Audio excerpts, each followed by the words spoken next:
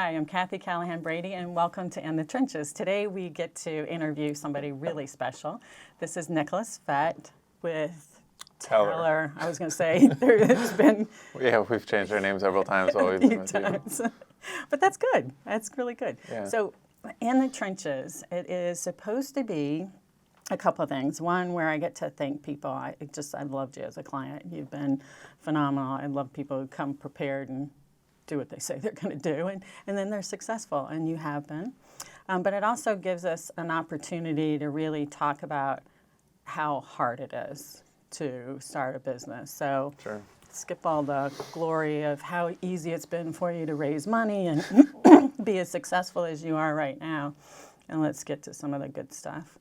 But first, the hard part is real slowly tell people what your business is, because it's a tough one to understand. Yeah. I think I'm getting maybe 50% of it, maybe. Sure. Okay. Yeah. So I'll give you like the 30-second Yeah. pitch for people. So Tellor is a data provider for information on top of blockchains. So blockchains are pieces of software that run on things like Bitcoin or Ethereum specifically is what we run on top of. And so you can write these smart contracts on top of these cryptocurrency networks. These smart contracts allow you to do things like mainly betting on things. So you can bet on the weather, or you can bet on the price of the S&P 500 or something like that. But one problem is that a lot of these blockchains, they're sort of these siloed systems, and they can't speak to the outside world. They can't just go query the internet. So they need somebody to provide data to them, and that's what we do. We have a system where individuals from all over the world compete to provide your smart contract data for a fee. And that's what we've created. Yeah, simple.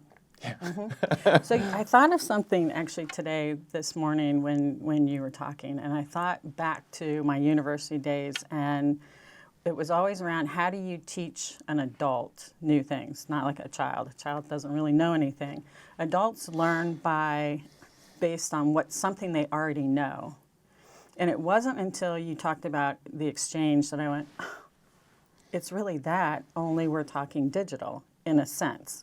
Am I right, wrong, or how would you equate it to our stock exchange or something along those lines? Sure. So I mean, one of the better references would be to like a futures exchange. So like so you have all these commodity prices, and then you have contracts that are sort of betting on these commodity prices. There's always the big question of who gets to say what the price of a given commodity is, like at the end of the contract. So if, in 3 months from now, you say it goes up in price, I say it goes down. Who gets to decide on that price?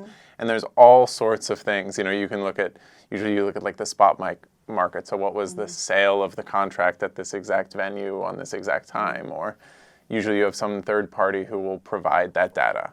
So that third party is this trusted entity. But if you know anything about Bitcoin or Ethereum, you don't like trusted entities. You don't want to give one person kind of the keys to the car. You want to sort of have it to where you can't shut it down. It's this unstoppable application, and that's what we're creating Tellor to do, is be this unstoppable application. Very, very cool. So why you?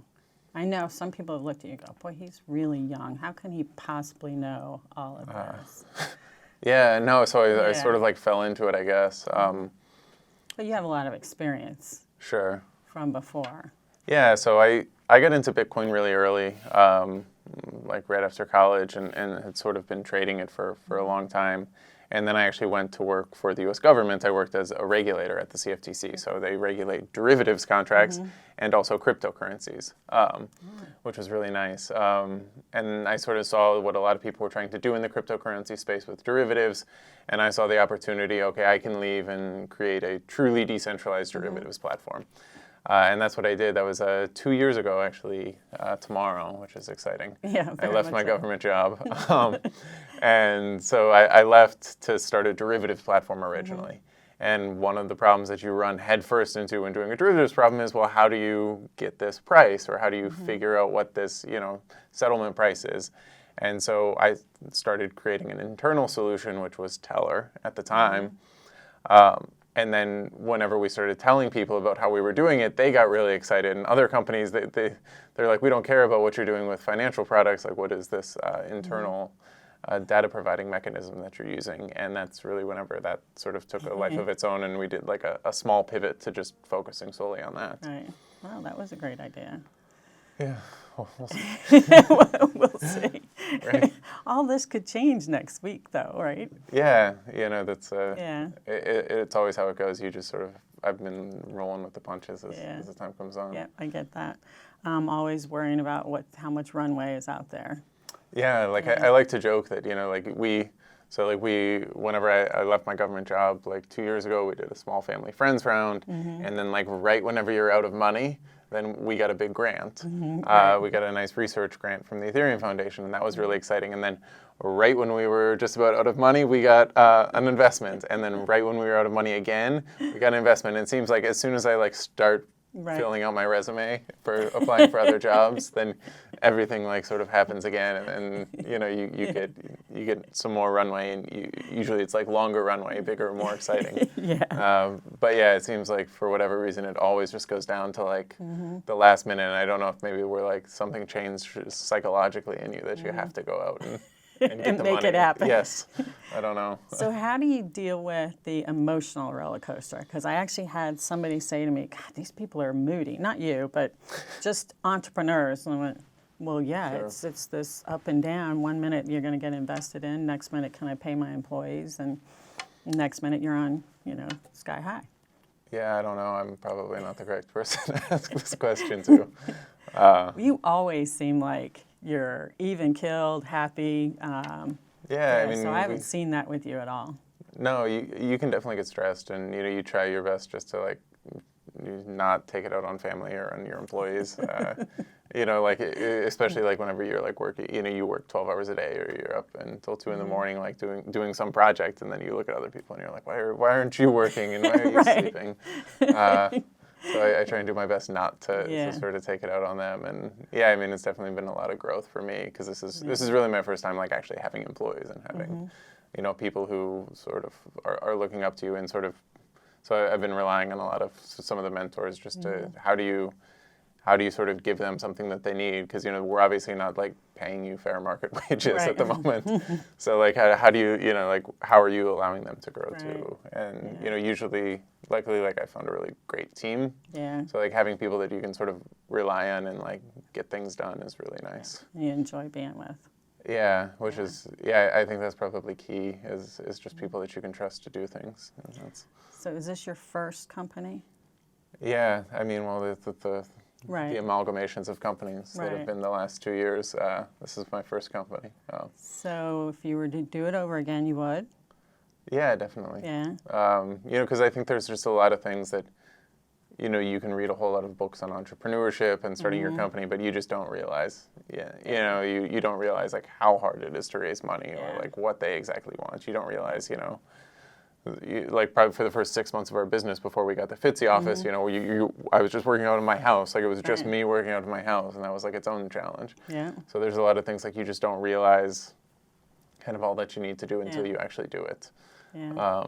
So that would, like, obviously, like, if I could go back now, like, maybe I would have done, like, and I had all this knowledge, you would maybe, like, save up some more runway at your nice job before you, like, get a little bit more ready before you start pitching investors or something, but. Yeah, that's for sure. Get the financials in order and all that kind of cool stuff, that's for sure. Yeah, but, you always sort of go into it with this plan of, like, oh, I'm just, obviously, customers are going to flow in like hotcakes, and investors are going to love my idea. Exactly, as much as you do.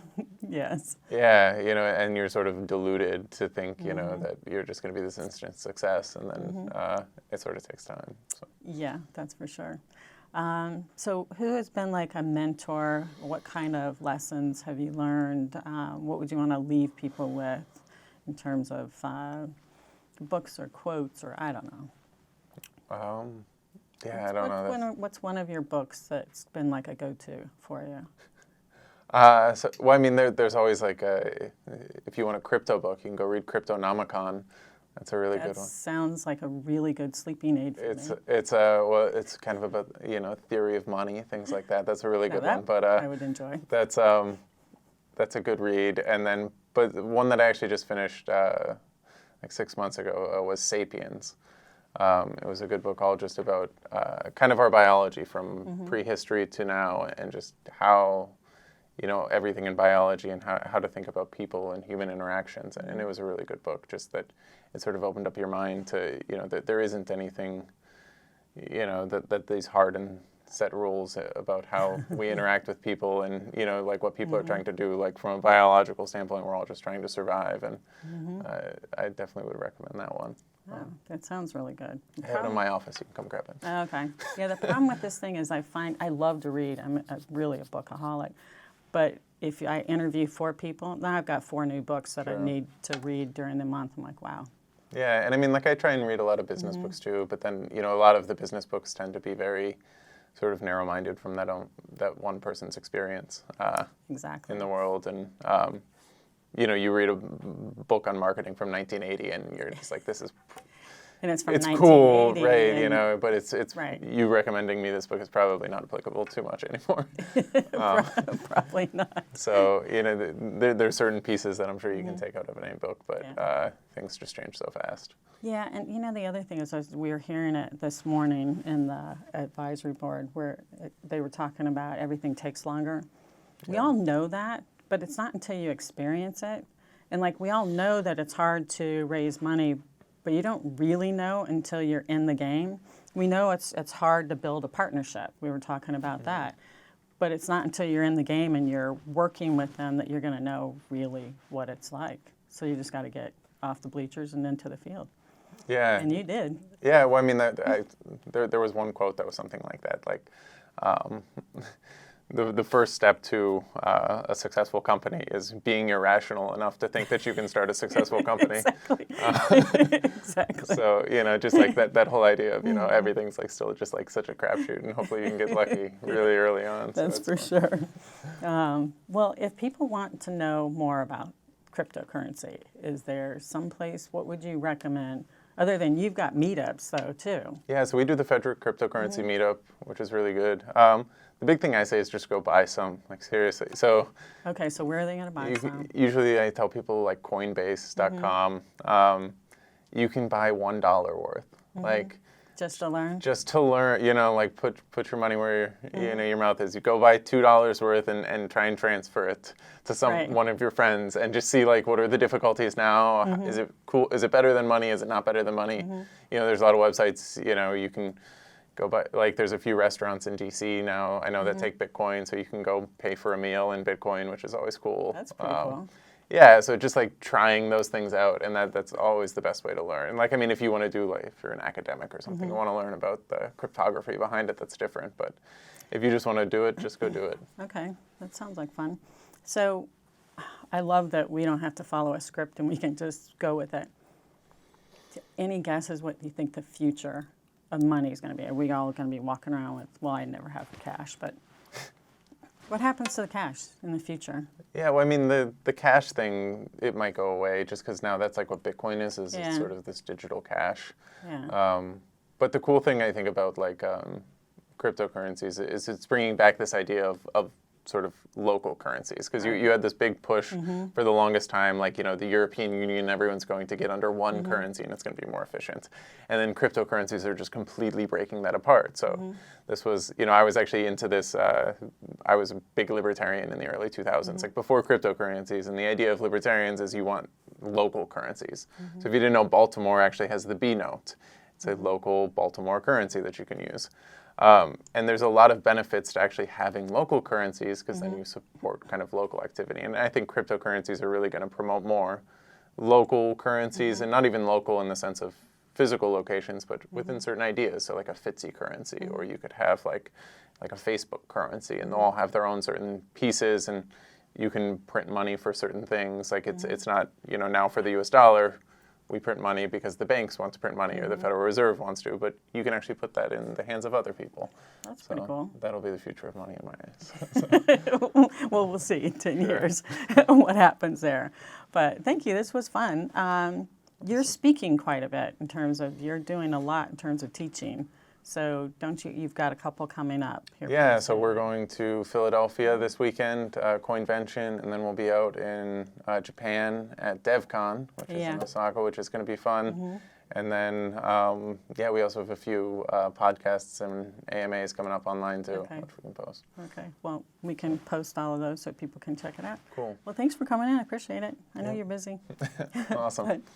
So thank you guys for watching In the Trenches. You can find out more in terms of our clients, our advisors, and just all about all the amazing technologies on our website, fitzy.org. Have a great day.